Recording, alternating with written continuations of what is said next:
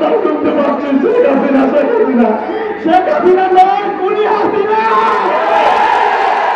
আমি সেদিন বলেছিলাম আল্লাহ আল্লাহ তুমি বেশি মাত্রার হাত থেকে আমাদের রক্ষা করো।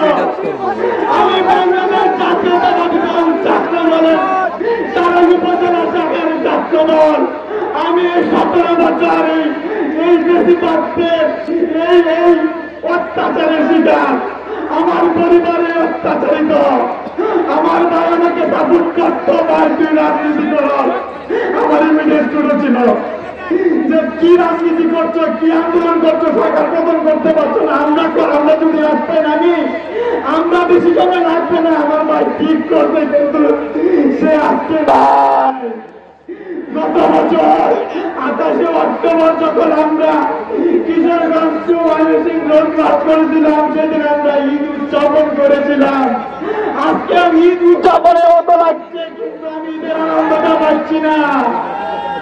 আমার ভাই যখন এই ফুল করে তখন আমাকে যারা সহযোগিতা করেছিল আজকে আমি তাদেরকে ধন্যবাদ জানাতে চাই। আমি ধন্যবাদ জানাতে চাই কারণের অহংকার তারেক রহমানকে।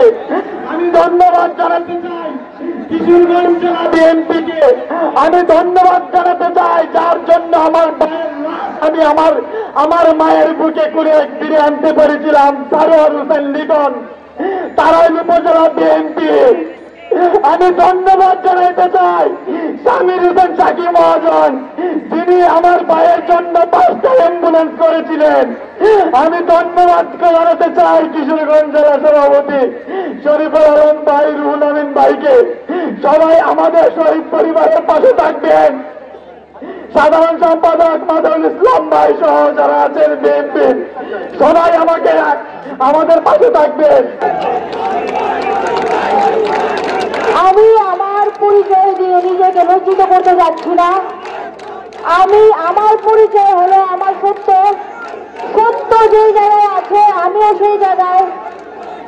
আজ আমি মিছিলে গিয়েছিলাম শুধু সত্যের জন্য। আজ 17 বছর ধরে আমাদের যে তিনি অনেক কষ্ট দিয়েছে। ফেসবুকে একটা স্ট্যাটাস দিতে আমরা ভয় পাচ্ছিলাম যে কখন ওরা আমাদের মারবে। এটা ভেবে আমি সত্যের জন্য শুধু খালি মিছিলে গিয়েছিলাম, আর কোনো কথা নেই আমার। কাজী নজরুল বলেছে যে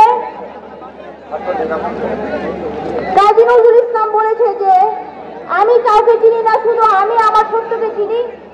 তাই আমি শুধু যারা সত্য আছে আমি তাদের পক্ষে আছি।